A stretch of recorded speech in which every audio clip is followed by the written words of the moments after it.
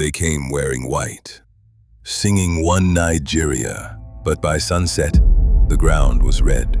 In October 1967, Asaba's people believed peace had returned when federal troops arrived. They marched in unity, chanting One Nigeria, hoping the war was over. But hope turned to horror.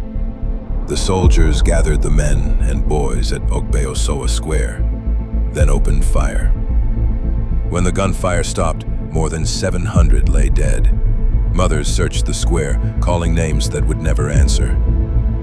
The Asaba Massacre, a peace song turned into a blood-stained echo. Some wounds still wait for justice. Please follow for more, like, comment, and subscribe.